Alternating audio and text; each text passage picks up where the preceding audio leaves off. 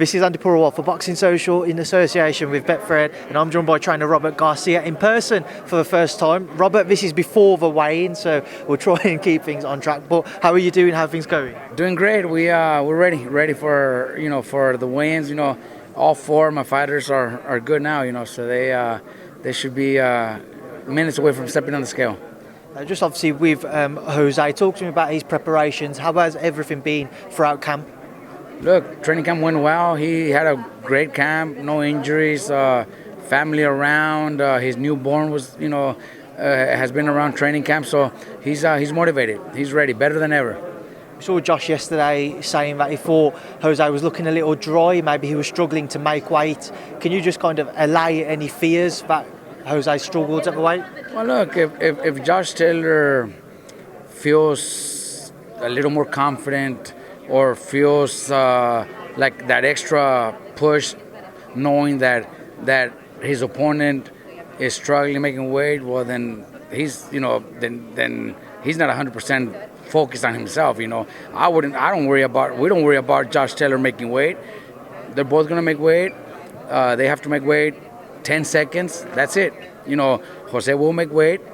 Josh Taylor will make weight. We're not worried about if Josh Taylor is struggling. We care less. We just want the belt to ring. And if he's worried and if he's looking at videos, looking at what we're doing in the gym, then they got a problem.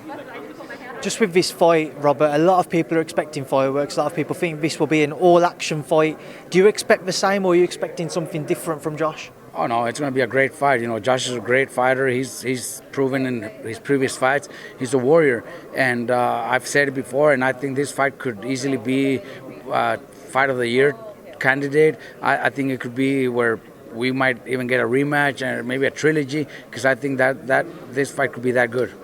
A few fighters have the opportunity to fight in an undisputed bout, Robert.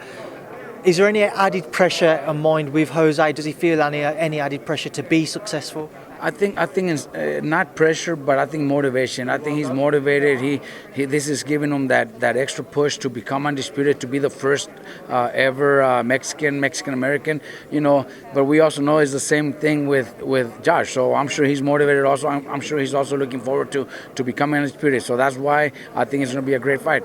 Josh is the favourite heading into it. What do you make of it? Do you think anything about those types of odds and what have you? Not at all. Honestly, we feel very confident. Yes, the odds, have him as a favorite, but for us, we're going to be in the ring, and this is going to be just them two in the ring, and we're in great shape. We're prepared to come out with a win, and that's what we're going to do tomorrow night. Robert, with everybody expecting such a great fight, does it end with a stoppage victory, whether it be for Josh or for Jose? Well, look, I think the fight's going to be so good that yes, it will be. It will end before the 12th round. Moving forwards, I know you don't want to look past Saturday, but if Jose is successful, I know you said potential second fight, a trilogy, but do you think he could move up as well? Do you think he could vacate and move up to 147? I think that's something that we've mentioned before. Right now, our focus is Josh Taylor, but there has been talk about other fights. Teofimo has also mentioned that he would like to fight the winner. So there's a lot of possible fights out there. So after this, if everything goes well, then we'll make a decision. But moving up to welterweight, get it, maybe rematch, maybe Teofimo, we'll be ready. How big could that be? Just say if he stuck at 140, fought Teofimo, whether people class him as undisputed or not because of the WBC titles, he holds at least 3 other belts. How big of a fight could that be between Teofimo and the winner of this fight, and in your case, Jose? No, I think Teofimo is undisputed. I think when Haney got the title was something they just WBC did it business-wise to make him a champion, but I think Teofimo beat the undisputed champion, and that's what made him the undisputed champion. So I think it would be undisputed champion versus undisputed champion would be huge. It would be a huge fight for boxing. Rob, just get your thoughts on a couple of other fighters. Obviously, Mikey, your brother. What is the latest with him? Well, he's been training. He's been in the gym. Nothing lined up, but still waiting. Hopefully, the next week or so, we should know something. There is still that big possibility and talks about him fighting Pacquiao, but as of right now, there's nothing really confirmed. But in the next few weeks, we should know. Robert, I spoke to Mikey a couple of weeks ago, and with regards to the Pacquiao fight, he said he'd like it to happen, but he's starting to see, more so from your eyes and from the team's eyes, he might have to consider other alternatives. What is the cut-off point for yourselves before you do start to push forwards with other names? Mikey's right. It's been already, we've been waiting for a whole year, this whole year, trying to see if it's going to be possible. It doesn't look like, it looks like there's always talk, maybe we're getting close to it, but then it starts fading away. So if it doesn't happen within the next couple of weeks, then we're going to move on. Mikey has a lot of other fights. If we decide to fight at 140, then, there's huge fights there for Mikey. So we'll make a decision in the next few weeks.